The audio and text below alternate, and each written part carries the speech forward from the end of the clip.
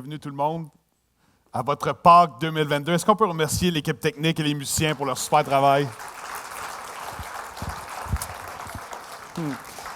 Quand je songeais à quel passage est-ce qu'on pourrait regarder ce matin de la Bible, j'ai eu un rappel d'un de mes professeurs. J'ai fait mon collège en anglais, puis mon cégep en anglais, puis une des professeurs disait toujours « Kiss, kiss, do you kiss? » K-I-S-S, qui voulait dire « Keep it simple, stupid ». Et en fait, ensuite, je me suis rendu compte que la majorité des gens disaient juste « Keep it simple », donc elle nous insultait juste gratuitement avec son acronyme. Mais ce matin, ça va être très, très, très simple. Mais je ne crois pas que la simplicité est paradoxale avec la profondeur ou un antonyme de la profondeur. Donc, ça va être extrêmement simple ce matin. On va regarder à une phrase de la Bible. OK? Une seule phrase. Et c'est où est-ce qu'on est rendu, en fait, ça coïncide comme ça, où est-ce qu'on est rendu dans notre lecture d'Éphésiens à chaque dimanche ici, évidemment. Là, on fait une célébration de Pâques. À chaque dimanche, il y a des célébrations ici à 10 heures. Et on va afficher le texte à l'écran. En fait, on va voir une photo de Paul aussi, l'apôtre Paul. C'est lui qui l'a écrit. L'apôtre Paul, c'était le pire ennemi du christianisme. C'était un intégriste religieux qui était très, très, très zélé pour la foi judaïsante, pour la foi juive. Et pour lui, le christianisme, c'était une insulte. De dire qu'un homme était ressuscité, c'était des folies, c'était des conneries. Et il était tellement enragé puis contre l'Église qu'il a eu le mandat officiel lui-même, comme personne religieuse, comme autorité religieuse, de mettre à mort et de mettre en prison les chrétiens. Il a approuvé le meurtre du premier martyr chrétien qui était Étienne, qui est le premier chrétien qui a été tué pour sa foi à Jérusalem avant que les grandes persécutions commencent. Et Paul a eu une rencontre surnaturelle quand il allait dans une ville appelée Damas pour emprisonner les chrétiens. Et il y a eu une rencontre surnaturelle, métaphysique, spirituelle avec Christ. Et sa vie a changé du tout pour tout et il est devenu le plus grand ambassadeur, à part la personne de Jésus-Christ qui a vraiment fondé, incarné le christianisme. Il est devenu le plus grand ambassadeur du christianisme après la mort et la résurrection de Christ. Un changement de vie total. Et il a écrit une phrase tellement puissante, tellement profonde, mais tellement simple. On va la regarder ensemble ce matin. Éphésiens 2, 4, 5. C'est le résumé de la matinée pour l'enseignement, ça. Une seule phrase. À cause du grand amour dont il nous a aimés. Il parle de l'amour de Dieu pour nous. Nous qui étions morts en raison de nos fautes.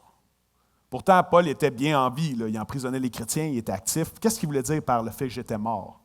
Il nous a rendus à la vie avec Christ.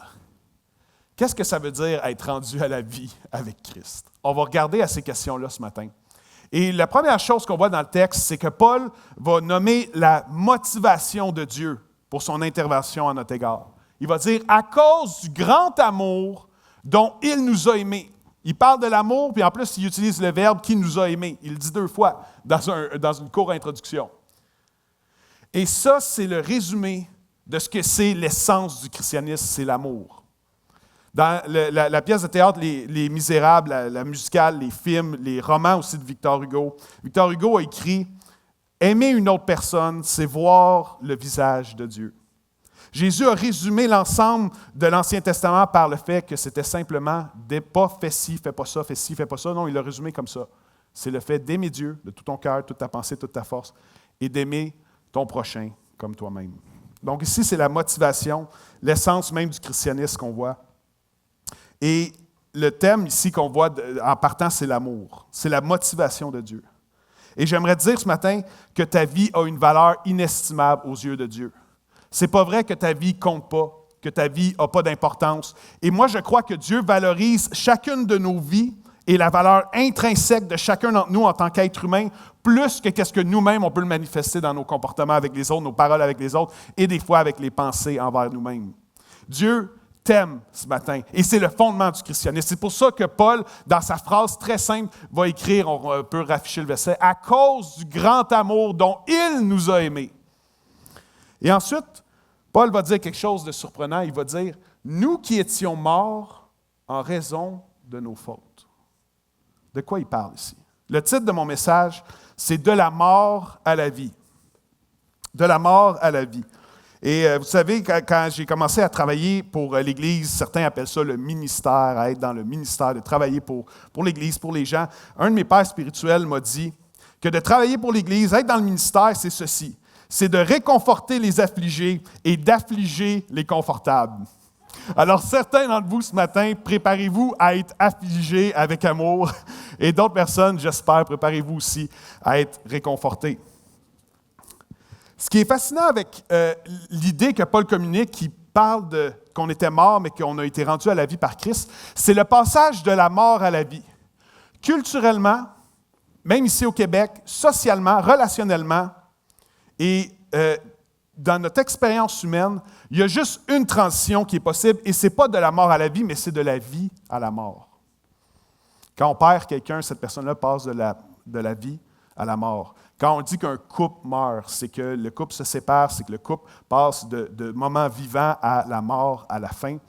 Et en fait, la seule expérience, quand on parle de mort à la vie, que nous, on peut expérimenter ici-bas sur Terre, ce n'est pas de passer de la mort à la vie, c'est passer de la vie à la mort. Et c'est ça qui nous fait tous frères et sœurs aussi d'une certaine façon ce matin, parce qu'on se pose toute la question sur c'est quoi la mort exactement, c'est quoi que ça implique, c'est quoi qu'il y a après la mort. C'est des questions universelles, c'est des questions intemporelles pour l'être humain. Mais ce qui est incroyable, et ça c'est le résumé de Pâques ce matin, c'est que Paul va dire que c'est possible pas juste passer de la vie à la mort, comme quelqu'un qui s'éteint physiquement. Mais le christianisme, dans son essence, c'est une transition de la mort à la vie. C'est complètement l'opposé de tout ce qu'on peut imaginer dans le spectre humain, dans notre expérience humaine ici-bas sur Terre. Paul est en train de dire que le christianisme authentique, c'est passer de la mort à la vie. C'est complètement l'inverse. Et c'est pour ça que pour moi, c'est une tragédie quand il y a des églises, et désolé, je ne veux pas piocher sur personne, mais il y a des églises qui communiquent plus la mort que la vie. Où est-ce que les gens sont religieux, les gens accusent les autres. Aucune aide humanitaire, aucune aide à personne, aucun amour au sein d'eux. C'est juste la mort, c'est la religion, c'est de la mort, c'est de la mort. Non, le christianisme authentique, c'est passer de la mort à la vie. Amen? Passer de la mort à la vie. Et malgré ça, personne ici, on peut échapper à la mort physique. C'est une expérience universelle. C'est une expérience intemporelle. Une histoire raconte qu'un certain homme marchait dans son quartier un soir quand il est arrivé face à face avec la mort. L'homme a remarqué que la créature noire, lugubre, avait l'air surpris de le voir, mais ils ont tous les deux continué leur chemin sans se parler. Après cette rencontre, l'homme il était terrifié, puis il a demandé à un homme sage, « Qu'est-ce que je devrais faire? » Et l'homme sage lui a dit, « La mort veut sûrement t'emporter bientôt. » L'homme terrifié, il a dit, « Qu'est-ce que je peux faire d'abord? » Et l'homme supposément sage lui a dit, « Prends ta voiture, enfuis-toi très loin, va dans une ville lointaine et tu vas sûrement échapper à la mort. » Alors l'homme s'est enfui dans une ville lointaine, il a conduit une grande distance durant toute la nuit. C'était un voyage difficile, c'était un voyage épuisant, il n'avait jamais fait ce genre de voyage-là toute la nuit, comme ça, à passer une nuit blanche. Et à son arrivée au matin, à la ville lointaine, il a poussé un soupir de soulagement. Il est sorti de sa voiture pour s'étirer un peu, content, soulagé d'être enfin en sécurité. Et à ce moment-là précis, quelqu'un lui a tapé sur l'épaule. En se revirant, il a constaté avec horreur et il a vu une créature noire et ténébreuse, la mort en personne qui était là, juste derrière lui. L'homme terrifié, il a hurlé, « Pourquoi? Je pensais t'avoir vu hier près de ma maison, j'ai conduit toute la nuit pour m'enfuir de toi. » Et la mort lui a répondu, « C'est la raison pour laquelle hier j'avais l'air surprise quand je t'ai vu dans ton quartier, parce qu'on m'a dit que j'avais rendez-vous ce matin avec toi, ici dans cette ville. » Personne ne peut échapper à la mort. Désolé de plomber l'ambiance et d'être lourd, mais personne ici ce matin, même avec les technologies, même avec les équipements médicaux, on peut prolonger, mais aucun d'entre nous ce matin, on peut échapper à la mort physique. Impossible. Il n'y a jamais eu d'être humain qui a échappé à la mort physique. Sauf peut-être une exception. Et c'est une réalité intemporelle, universelle. On peut faire des très, très belles choses dans nos vies. On peut faire des choses extraordinaires, communiquer un amour incroyable à notre entourage. Et malgré tout ça, ça fait tous de nous des gens qui sont mortel. Personne ne peut s'enfuir de la mort ce matin. Et l'apôtre Paul va parler de la mort. Et en fait, une des bonnes façons de conceptualiser la mort, ou de le comprendre, ou de l'expliquer métaphoriquement ou spirituellement, c'est le mot séparation. Le mot séparation, qui veut dire que c'est possible, par exemple, quand on dit la mort d'un mariage, que les deux personnes se séparent. Quand on parle de quelqu'un qui décède, quelqu'un qui meurt, c'est, selon la perspective biblique du moins, c'est que son esprit et que son corps se séparent. Et l'apôtre Paul va dire quelque chose de surprenant dans son verset. Il va dire, Éphésiens 2, 4, 5, « À cause du grand amour dont il nous a aimés, nous qui étions morts en raison de nos fautes. » L'apôtre Paul dit qu'il était mort avant de rencontrer Christ, avant d'avoir cette expérience-là surnaturelle. Mais qu'est-ce qu'il veut dire exactement? Il y a une conférence que j'ai vue sur Internet où est-ce que quelqu'un un peu comme moi, mais habillé différemment, un petit peu plus religieusement et tout, conduisait une grande conférence à Ottawa en 1992. Et la personne parlait, c'était un prêtre, et il parlait de l'amour de Dieu pour les gens, il parlait de l'Évangile, comment Dieu a envoyé son Fils à la croix pour prendre nos fautes, pour qu'on puisse avoir accès à lui dans l'éternité. Et pendant qu'il finissait de résumer l'Évangile, il a dit « Merci Seigneur » d'une façon spontanée, et sur le coup, il est mort. J'ai vu le vidéo de la conférence, c'est assez troublant. Ambiance de chaos et tout, mais ce qui s'est passé, c'est que son corps et son esprit se sont séparés, et moi, je crois que son esprit est allé rejoindre Dieu dans l'éternité. Le corps et l'esprit se sont séparés, donc la mort, la meilleure façon d'expliquer, c'est une séparation. Pourtant, Paul va dire ici, nous qui étions morts en raison de nos fautes. Mais c'est bizarre parce que Paul, avant de rencontrer Christ, avant d'avoir cette rencontre-là surnaturelle qui a fait de lui le pire ennemi du christianisme, qui l'a amené à être le plus grand ambassadeur du christianisme, avant cette rencontre-là, Paul avait bel et bien une fréquence cardiaque. Son sang circulait normalement, son corps était en mouvement, son intellect était actif. Même que Paul, c'était une sommité dans le monde religieux juif de l'époque, dans la société juive de l'époque. Il était haut dans la pyramide sociale. Il avait une éducation très, très réputée. Il était synonyme de réussite. Il était un modèle de personne à suivre par son zèle, puis son travail, puis par son intégrité, puis par sa façon de foncer pour ses croyances. C'est un peu comme si on disait aujourd'hui, on faisait un parallèle qu'on n'est plus dans une société premièrement religieuse. C'est comme si dans la société québécoise laïque d'aujourd'hui, tu étais ici ce matin, tu étais formé dans la meilleure université, tu réussis super bien financièrement, tu as un beau couple, des beaux enfants, une belle maison, un beau chalet, une bonne voiture, même votre chien, il est beau. Tout est beau chez vous. En passant, on va mettre quelque chose au clair. Qui sont d'accord que les chiens sont des créatures angéliques créées par Dieu, fidèles, les meilleurs amis de l'homme, et les chats sont des créatures 100% démoniaques? Que les vrais chrétiens puissent confirmer ce matin. Amen. Qui dit amen ce matin à ça? Je dirais amen toute la matinée à ça. Et c'était l'essence de ce que je voulais vous communiquer ce matin pour Pâques. La mort. Paul dit « j'étais mort ». C'est comme si, ce matin, tu avais une vie exemplaire, que les gens t'admiraient. Tu as même des followers, tu as des gens qui t'admirent. Puis Paul dit « c'est possible que tu sois mort ce matin, malgré tous ces artifices-là ». De quoi il parle? Pourquoi est-ce qu'il se déclare mort quand techniquement, au niveau de la médecine, biologiquement, empiriquement, il est vivant, Paul? Voici la clé, c'est que Paul va dire « j'étais spirituellement mort ». Il poursuivait des choses sans valeur.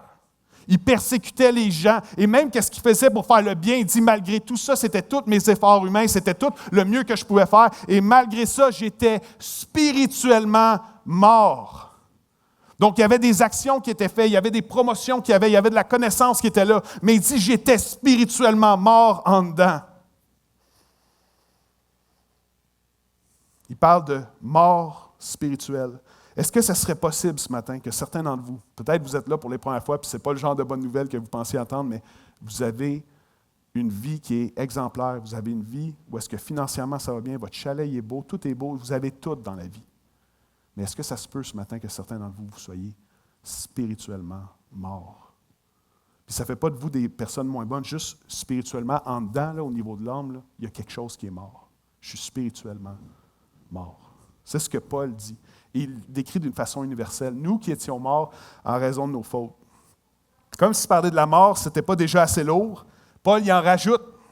Et à cause de ça, je suis obligé d'en rajouter, c'est ça qui est écrit. Nous qui étions morts, là, il va dire en raison de nos fautes. Donc, il y a quelque chose qui est associé à la mort spirituelle. Nous qui étions morts en raison de nos fautes. Le mot grec du mot faute, c'est un mot magnifique qui se dit amartia. Et amartia, il y a plusieurs synonymes, plusieurs mots connexes qui sont utilisés à travers la parole de Dieu. Voici ce que ça veut dire. Ça parle d'erreur, de dysfonction. Et c'est toujours associé à l'être humain, et dont l'être humain est responsable aussi. Je parlais avec un ami qui a voulu visiter Acts 21 et tout, et pour lui, ce qui le gossait des chrétiens, c'est qu'on dirait que les chrétiens se déresponsabilisent toujours sur le dos de Dieu, comme « Ah, c'est la faute de ci, ah, Dieu n'a pas fait ci, ah, Dieu... » Et c'est paradoxal qu'ils disent ça, puis je n'ai pas de doute à croire que certains chrétiens sont comme ça. Mais la Bible enseigne la prise en charge personnelle, la responsabilisation des individus. Que même que d'ouvrir ton cœur à Dieu, c'est un choix personnel. Tu es responsable de tes propres choix spirituels. Tu es responsable pour ta vie spirituelle.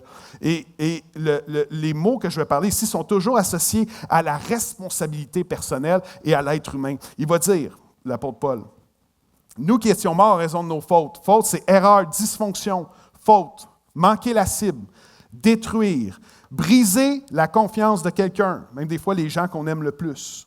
À être tordu dans nos pensées, tordu dans nos paroles, tordu dans nos actions, décevoir nos proches, faire du tort autour de nous. Et honnêtement, ce matin, qui peut dire qu'on n'a jamais incarné une de ces erreurs, fautes, dysfonctions-là dans nos vies? Et si on a réussi à bien le faire à l'Église ou au travail, qu'est-ce qu'il y en est quand on creuse dans notre propre foyer? Honnêtement, qui peut dire que les thèmes que je viens de nommer, erreur, dysfonction, faute, manquer la cible, détruire, briser la confiance de quelqu'un, être tordu, décevoir nos proches, faire du tort autour de nous, ne nous a pas décrit ou ne nous décrit pas à certaines sphères de nos vies. Il y a un article qui était très, très troublant puis peinant aussi que j'ai lu cette semaine dans la presse, il est sorti hier en fait. Et ça parle des dommages collatéraux de la pandémie, que ça fragilise beaucoup la vie sociale puis les foyers aussi. Et ça parlait des bébés brisés. Et à cause de la pandémie, en ce moment, de l'isolement, tout ça, la violence faite aux femmes est en augmentation, mais la violence faite aux enfants aussi. Et il y a de plus en plus d'enfants qui souffrent actuellement dans leur propre foyer. Et je vais vous lire un passage, et c'est juste une illustration pour vous dire comment est-ce que c'est possible des fois pour l'être humain de descendre bas. Le garçon a le visage tuméfié. Ça décrit l'entrée à l'hôpital d'un enfant. Des yeux de raton laveur, selon la description du personnel de l'hôpital. Des lacérations aux lèvres et au menton, des ecchymoses partout sur le corps, dont une qui couvre toute la largeur du dos. Certains bleus sont anciens, d'autres très récents. Et il y a aussi une vieille brûlure à un bras. Et ça, ce sont seulement les blessures visibles. Et la vérité, et quand tu regardes à l'anthropologie, à la psychologie, à l'histoire, quand tu creuses l'être humain, que surtout tu creuses dans les foyers, même chacun d'entre nous, là, si on creusait profond dans nos foyers ce matin, la vérité, c'est qu'il y a la dysfonction qui est là. C'est qu'il y a des problèmes qui sont là. Et bien sûr, merci Seigneur, on n'a pas tous vécu qu'est-ce que ce jeune homme-là a vécu de terrible. Mais on a chacun nos dysfonctions qui sont associées profondément dans nos foyers et qu'on reproduit à un coup adulte. On a chacun ces failles-là, on a chacun ces erreurs-là, ces dysfonctions-là, ces fautes-là. Et souvent, on paraît à notre mieux au travail, avec les gens à l'épicerie et même à l'église.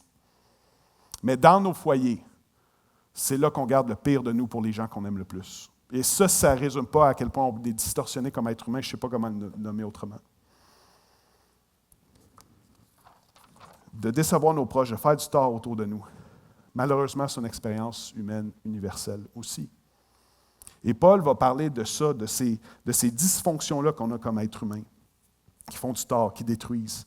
Et il va en parler comme un symptôme et une cause de notre mort spirituelle, du fait qu'on est séparé avec Dieu. Certains d'entre vous, ça peut être difficile à figurer qu'un Dieu bon, un Dieu généreux, un Dieu d'amour, puisse avoir une distance avec nous personnellement, on puisse être séparés de lui. Mais imaginez-vous un instant, si un passage dans votre vie, à un moment donné, vous étiez avec des gens qui consommaient, volaient, abusaient, faisaient des choses vraiment pour faire du tort aux gens autour d'eux. Puis à un moment donné, tu as une prise de conscience, puis tu mets ta vie en règle.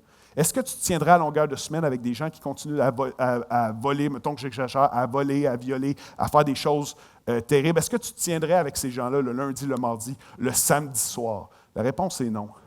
Et l'analogie est limitée, mais de la même façon, si vraiment Dieu, il est parfait, Dieu, il est plein d'amour, Dieu est amour. La Bible nous dit que dans son essence, Dieu est amour. Dieu est saint, Dieu est parfait.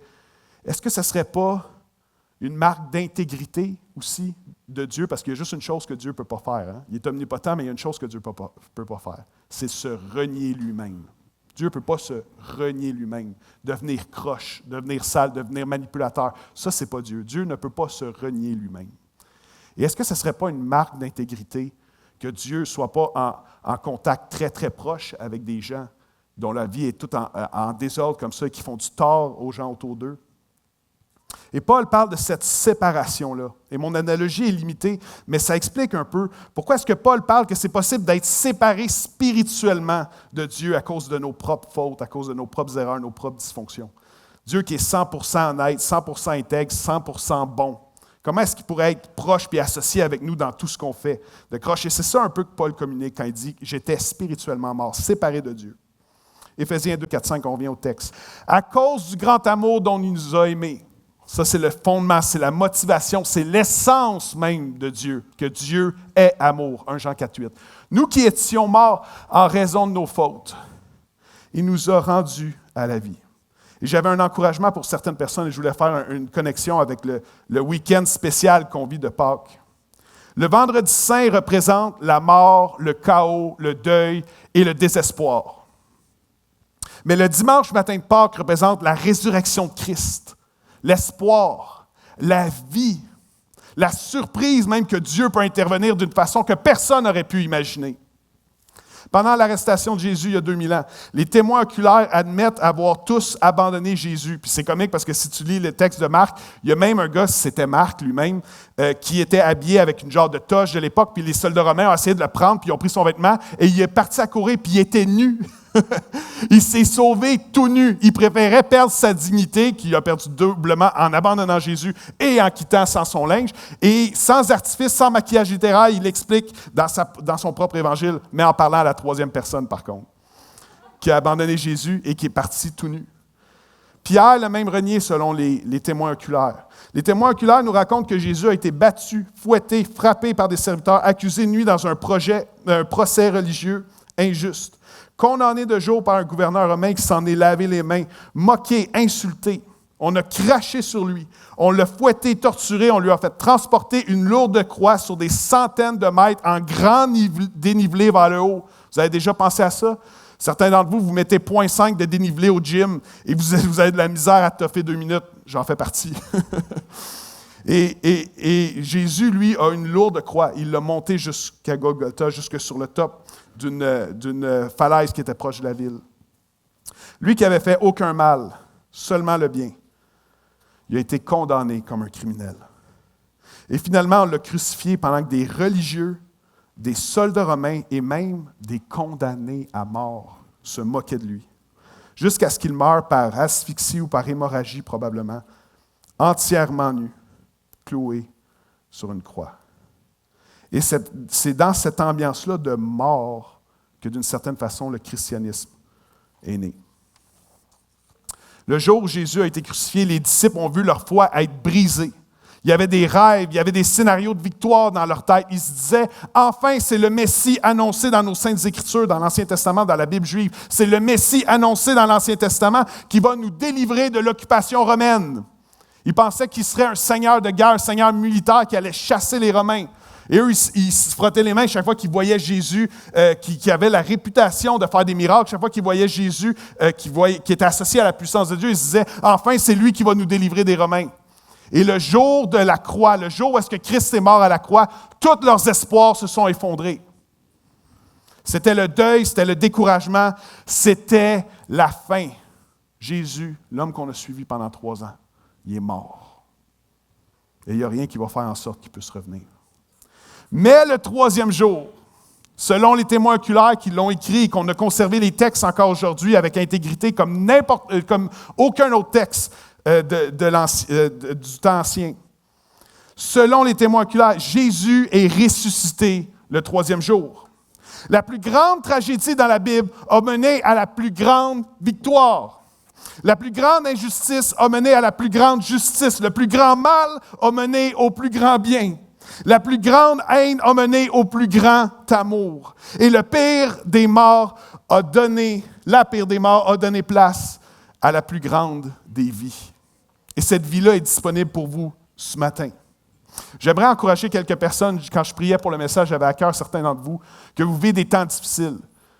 Votre vie, là, c'est comme le vendredi en ce moment-là. C'est rough. Là. Les espoirs tombent, les rêves meurent. Il y a des choses auxquelles vous étiez accrochés qui disparaissent dans vos vies.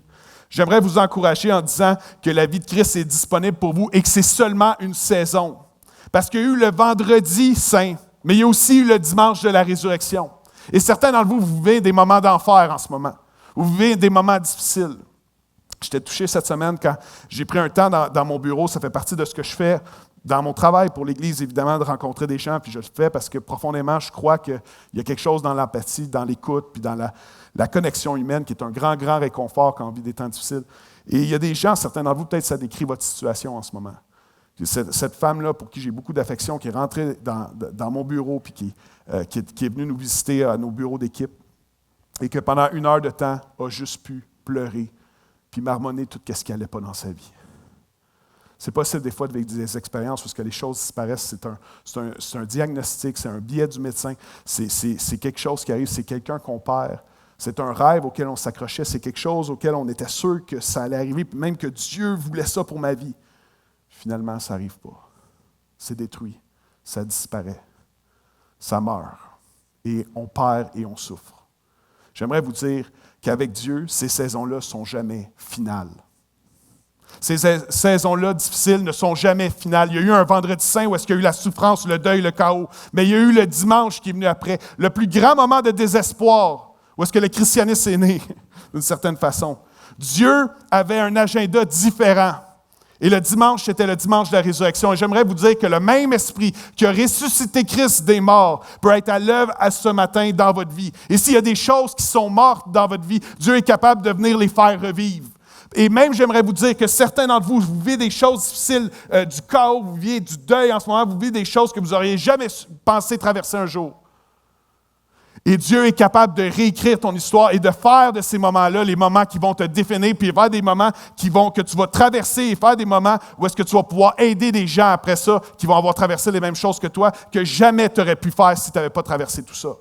Dieu est le Dieu qui change nos tempêtes en témoignage. Il change nos moments de noirceur en lumière. Et si on s'accroche à Dieu puis qu'on refuse de tomber dans l'amertume, on refuse de tomber dans le blâme, l'accusation, l'amertume, si on refuse d'aller là, Dieu dit qu'il va tourner ta saison pour quelque chose. Il y a eu un vendredi saint, mais il y a eu un dimanche matin et ce même espoir-là est disponible pour toi ce matin si tu vis des temps difficiles. Amen. On commande un peu plus fort pour ceux qui l'ont vaincu. Moi le premier, qu'on puisse le dire.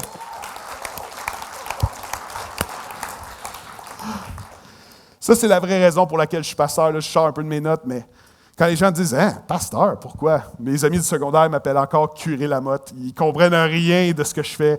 Mais ils m'ont vraiment encouragé à aller là. Ils ont dit « Je pense vraiment que c'est ça que tu dois faire de ta vie, Hugo. » J'étais comme « OK, c'est cool. » Mais ils ne comprennent pas.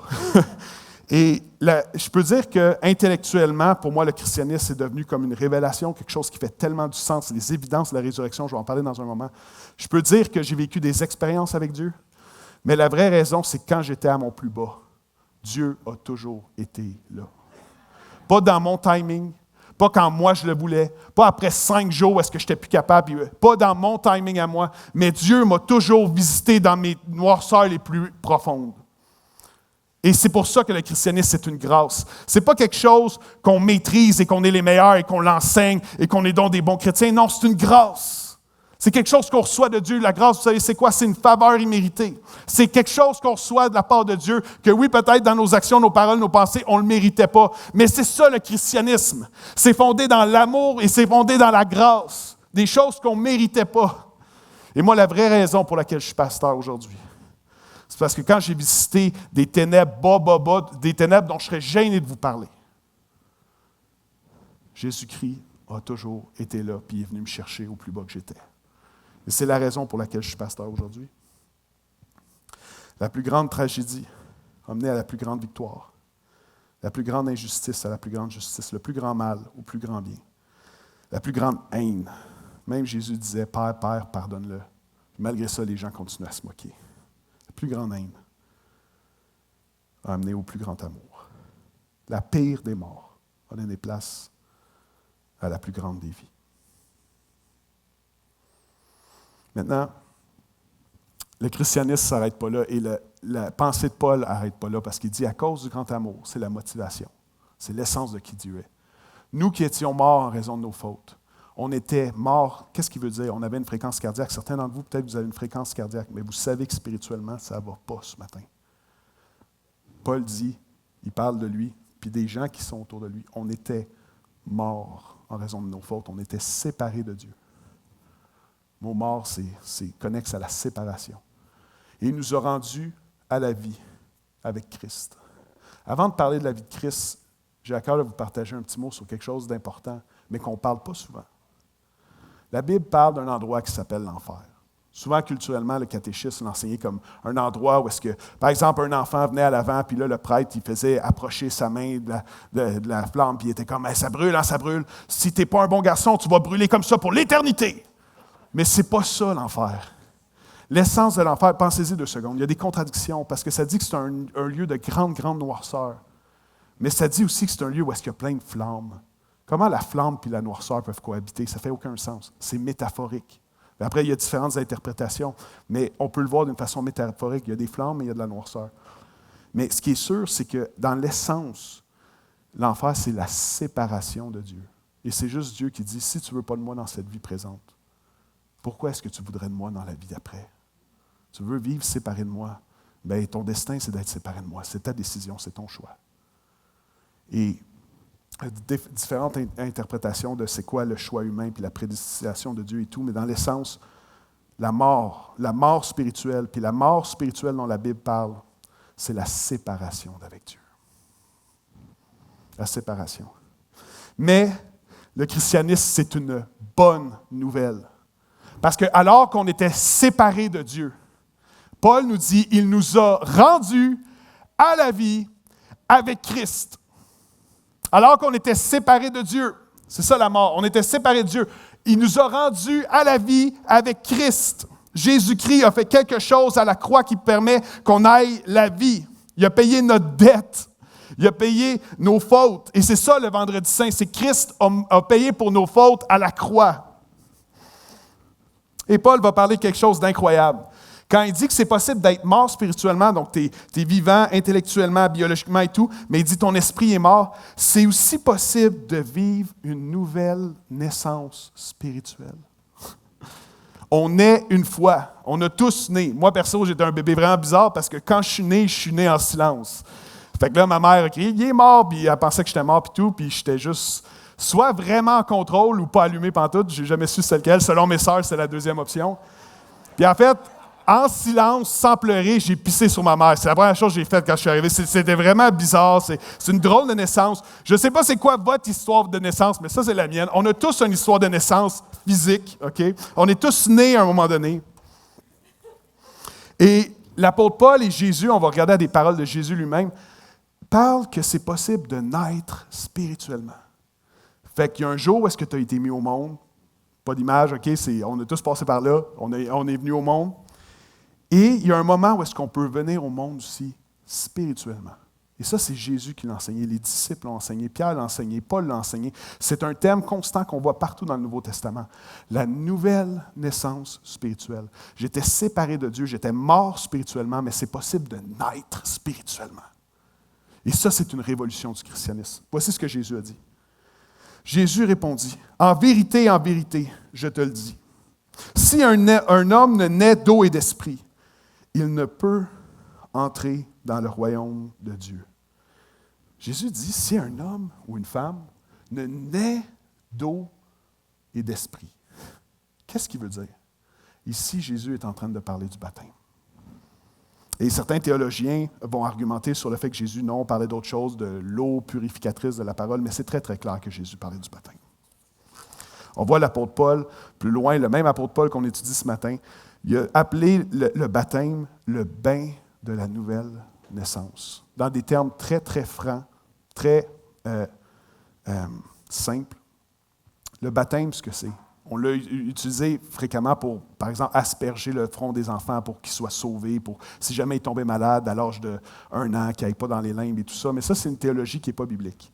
C'est une théologie qui est culturelle et très, très forte, culturelle au Québec. Mais quand tu regardes à la Bible ce que Jésus a enseigné, ce que Paul a enseigné, ce que les premiers disciples, ce que Pierre a enseigné, ce que l'ensemble du Nouveau Testament enseigne, c'est que le baptême, c'est une décision personnelle. C'est une décision consciente. C'est une décision qu'on prend la décision. Et Jésus a appelé ça naître d'eau et d'esprit. Puis Paul, il l'a appelé le bain de la nouvelle naissance. Pourquoi? Parce que l'image du baptême, c'est symbolique, mais moi je crois que c'est même plus que symbolique. Et tous les théologiens vont s'entendre pour dire que ce serait une erreur théologique de dire qu'il n'y a absolument aucune puissance dans le baptême. Parce que le baptême, l'idée, c'est d'enterrer tous les pires côtés de nos vies, tout ce qui fait qu'on est séparé avec Dieu, toutes nos fautes, nos dysfonctions, nos erreurs. On ne deviendra pas parfait du jour au lendemain, mais l'image, le symbole, c'est qu'on prend ça et qu'on l'enterre dans les eaux alors qu'on est immergé dans l'eau. Et que quand on sort du baptême, on sort en nouveauté de vie. J'aimerais ça vous l'expliquer d'une façon plus sexy, j'aimerais ça avoir des illustrations à vous faire rire, mais ça, c'est l'essence de ce que le Nouveau Testament enseigne par rapport au baptême. C'est que c'est un choix personnel. C'est un choix individuel. Et si tu veux naître de nouveau, si tu veux vivre la nouvelle vie que Christ a pour toi, ce matin, je t'invite à te faire baptiser. Pas un matin, là, mais la semaine prochaine, on a des baptêmes ici à Acts 21, le 24 avril. Et c'est toujours des moments de célébration incroyables. Il y a une dame qui est venue me voir ce matin avant qu'on commence la réunion qui a dit « Je ne sais pas par où commencer, je ne sais pas si je peux, je ne sais pas s'il est trop tard, mais j'aimerais me faire baptiser. » J'aimerais dire à toi et à tous les gens aussi que vous êtes en questionnement ce matin, oui, ce que Dieu te demande, c'est de te faire baptiser. C'est ce que le Nouveau Testament enseigne, c'est la nouvelle vie, c'est le bain de la nouvelle naissance. C'est de prendre tout ce qui nous séparait de Dieu, de prendre tous les péchés, les dysfonctions, les erreurs, l'amertume, les choses peut-être qu'on n'arrive pas à pardonner aux autres, tout ce qui est mal en nous, tout ce qui est croche en nous, tout ce qui est tordu. Et c'est symboliquement, mais aussi spirituellement, de l'enterrer dans les eaux du baptême et de vivre en nouveauté de vie. Et c'est pour ça que Paul dit, on était séparés avec Dieu, mais c'est possible de vivre une nouvelle naissance. Et la nouvelle naissance, c'est une expérience qu'on peut vivre personnellement avec Dieu et qu'on voit dans la Bible que le baptême vient complémenter la conversion. Souvent, les gens croyaient en Christ dans la Bible et se faisaient baptiser la journée même. Donc, on ne va pas baptiser personne aujourd'hui, mais j'aimerais que vous preniez le temps sincèrement d'y réfléchir. Est-ce que ça se pourrait que Christ t'appelle la semaine prochaine à te faire baptiser? Moi, je suis convaincu qu'il y a certains d'entre vous que ce que Dieu veut pour vous, c'est que vous vous fassiez baptiser, que vous puissiez découvrir la puissance, la profondeur et l'aspect transformateur de cette démarche-là et de l'œuvre du Saint-Esprit dans votre vie aussi qui veut vous aider à vivre une vie nouvelle. Certains d'entre vous, vous êtes sur le balcon ce soir, vous êtes comme loin, vous êtes comme protégés, vous êtes dans le noir, je ne vous vois pas exactement. Certains d'entre vous, votre appel, c'est de vous faire baptiser la semaine prochaine. C'est de choisir la vie, c'est de choisir d'admettre, oui, j'étais séparé de Dieu, mais je veux passer par les eaux du baptême pour vivre cette nouvelle naissance-là. Un théologien a dit, le chrétien est quelqu'un imparfait, imbalancé, qui aura toujours des choses à corriger dans sa vie. C'est pour ça que le christianisme, c'est d'une grâce. Mais le chrétien est quelqu'un qui naît 2 fois et qui ne meurt jamais.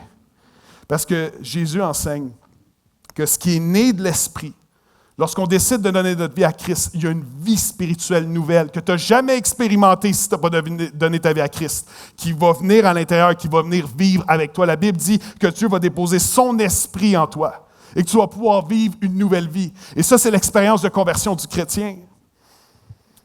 Je me méfie toujours des gens aux États-Unis qui, leur référence culturelle pour les gens qui sont baptisés adultes et tout, c'est les born-again Christians. Le problème avec certains born-again Christians qui font les nouvelles pour des choses horribles et tout, le problème, c'est qu'il n'y a rien qui meurt dans les eaux. La soif de posséder, d'abuser, de contrôler, de dominer, d'abuser, de prendre avantage des gens en business, d'être méchant avec des enfants, méchant avec notre épouse, traiter notre femme comme si c'était une moins que rien. Il n'y a rien de tout ça qui meurt dans les eaux du baptême. Et là, ils sont là, moi, je suis un born-again Christian. Et là, après les soupers d'affaires, les gens se ramassent dans les bars de danseuses, toutes sortes d'abus, toutes sortes de choses qui sont faites. Et ils disent, ouais, moi, je suis un born-again Christian. Ça, c'est ce qu'on appelle la religion. La nouvelle vie en Christ, il y a une mort qui prend place, oui, mais c'est une mort pour nous libérer. Dieu ne nous demande pas de mourir à notre sens de l'humour, à notre personnalité, même à certains hobbies dans notre vie. Dieu ne nous demande pas de mourir à ça, mourir à l'adoration de ça, oui, mais pas de mourir à ça. C'est de mourir aux choses négatives, les choses qui nous brisent, les choses qui détruisent les gens autour de nous, les fois qu'on ment, les fois qu'on abuse, les fois où est-ce que les gens les plus proches de nous, on les fait souffrir à cause de nos comportements et de nos distorsions. C'est ça qui est appelé à mourir dans les eaux. Fait que moi, je me méfie des gens juste qui sont comme « Ouais, moi, je suis un born-again Christian. » Ouais, c'est quoi qui est mort dans les eaux quand tu t'es fait baptiser? Le christianisme, c'est une mort, mais c'est aussi la vie. Et c'est la vie en abondance, c'est la vie éternelle. Les grands fondateurs de religion ont enseigné quelque chose sur Dieu.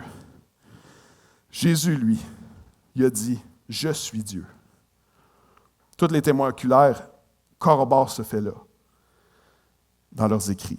Alors, Jésus était soit un fou, Jésus était soit un menteur narcissique, ou Jésus était soit vraiment le Fils de Dieu. Et parce que Jésus a une profondeur morale inégalée, comme on l'a dit à l'introduction ce matin, que plusieurs gens réalisent à quel point Christ était le mentor parfait pour l'être humain. Moi, je ne crois pas qu'il était un fou.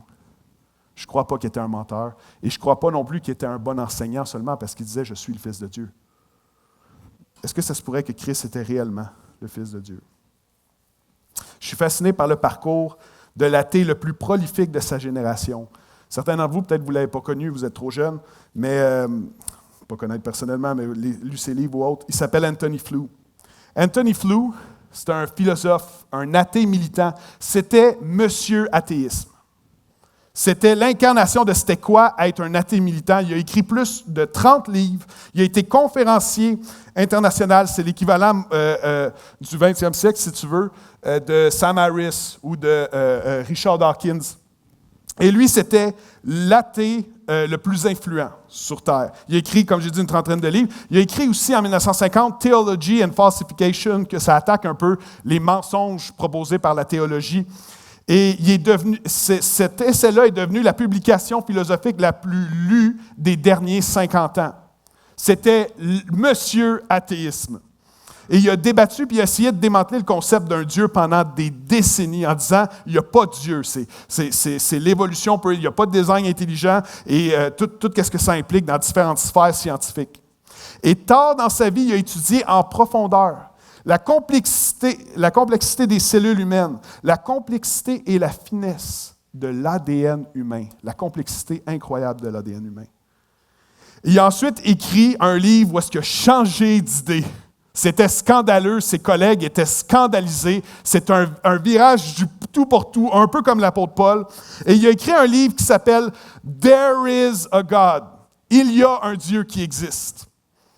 Et il a écrit un livre, et le sous-titre, c'est « Comment l'athée le plus réputé de la planète a changé d'idée ». Quand je lis son témoignage, c'est un virement, un volte-face incroyable. Tellement de gens ont été scandalisés. Mais ça me rappelle une citation de Louis Pasteur qui dit « Un peu de science m'éloigne de Dieu, mais beaucoup de science m'y ramène. » Et dans une entrevue universitaire, où est-ce que les minutes ont été enregistrées et tout, nommé « Mon pèlerinage de l'athéisme au théisme », où est-ce que lui, il parle de sa propre conversion. Et je ne suis pas sûr, honnêtement, qu'il a embrassé la foi chrétienne. Je ne suis pas certain. Mais voici ce qu'il a dit qui était vraiment incroyable dans une université. « Les évidences de la résurrection de Jésus sont meilleures que celles des prétendus miracles et de n'importe quelle autre religion. À mon avis, les arguments en faveur de la résurrection sont incroyablement supérieurs aux autres miracles religieux, et ce, autant en quantité qu'en qualité. » Et je n'ai pas le temps ce matin d'aller dans ce détail-là, puis je veux me garder d'aller dans des sphères trop intellectuelles. Ce matin, c'est une célébration, c'est ça le but. Mais essayez d'expliquer un instant. Comment expliquer que les disciples étaient apeurés, que de leurs propres aveux, ils se sont tous sauvés, ils se sont tous sauvés des soldats romains, ils ont tous abandonné Christ, ils ont tous déserté comme des peureux. Et comment expliquer que cette gang-là de peureux sont devenus les ambassadeurs les plus zélés qui soient de la mort, ça on le sait, Christ est mort, c'est un fait historique avéré, mais de la résurrection de Christ aussi. Et les disciples sont morts, poignardés, la tête écrasée par un gourdin. Certains ont été traînés leur corps par des chevaux autour de la ville jusqu'à ce qu'ils se démembrent. Certains sont morts dans des souffrances atroces. Pierre aurait été crucifié à l'envers. Et malgré tout ça, ils sont tous morts en étant convaincus que c'était la vie qui les attendait et que Jésus-Christ était réellement ressuscité. Comment expliquer ça? Et Anthony Flew, je l'ai vu dans un débat, perdre le débat, dans le temps qu'il débattait contre le Christ et contre Habermas, qui représentait les évidences historiques de la résurrection, parce qu'il n'était pas capable d'expliquer pourquoi il y a eu cette transition-là.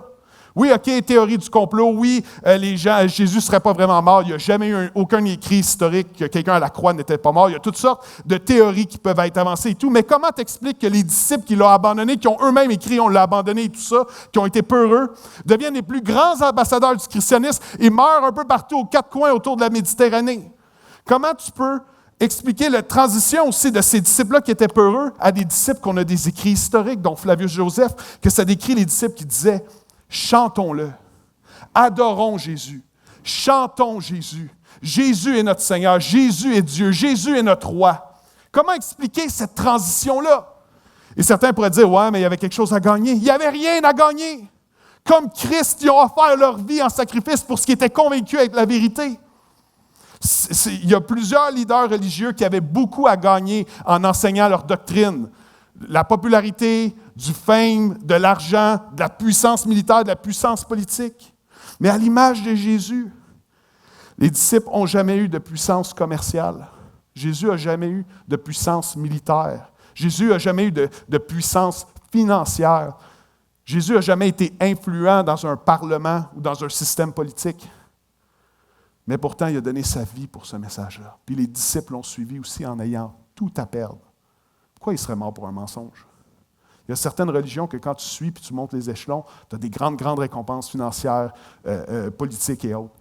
Mais dans leur cas, eux, il n'y avait rien à gagner. Comment tu expliques cette transition-là? Peut-être que tu es ici pour les premières fois ce matin. Et je crois que ce n'est pas un hasard que tu sois ici. Et je crois qu'au-delà de ce qu'on peut chanter, au-delà de ce que moi-même je peux dire dans un micro, je pense que Dieu va avoir un rendez-vous personnel avec toi ce matin. Par amour pour nous, il nous a fait passer de la mort spirituelle, de la séparation avec Dieu, à cause de nos fautes, à la vie avec Christ. Et la Bible enseigne que le même esprit qui a ressuscité Christ est à l'œuvre encore aujourd'hui. Et pensez-y, certains d'entre vous, vous fondez vos vies sur des idées qui n'ont même pas 20 ans d'âge. Une tendance, une idée, une idéologie, un concept. La parole de Dieu, la Bible, et le message de l'Évangile a été plus durable que les empires, plus durable que la pierre, alors que les édifices anciens sont presque tous détruits aujourd'hui, ils n'existent plus, on creuse pour essayer de retrouver les restants. Le message de Christ a été plus durable que la pierre, plus durable que les empires. Ça fait 2000 ans qu'il y a des églises partout dans le monde qui s'implantent parce que des gens découvrent le message, la bonne nouvelle, qu'on peut passer de la mort à la vie et recevoir la grâce de Dieu, indépendamment des pires choses que tu aurais pu faire. Et toi, tu vas baser ta vie sur une idéologie qui a peut-être 10 ans, 20 ans, 30 ans, 50 ans. Ça fait 2000 ans que le message de l'Évangile transforme partout à travers le monde. Partout. Il n'y a pas une civilisation où est-ce qu'il n'y a pas une église ou un missionnaire ou un chrétien d'implanté à quelque part. Il y a toujours un chrétien à quelque part. Est-ce que ce ne serait pas plus sage de considérer une idéologie qui est peut-être plus vieille, plus mature, plus fondée que juste un trip qu'on peut poursuivre pendant quelques années? J'aimerais lancer une invitation alors que j'invite les musiciens à s'approcher.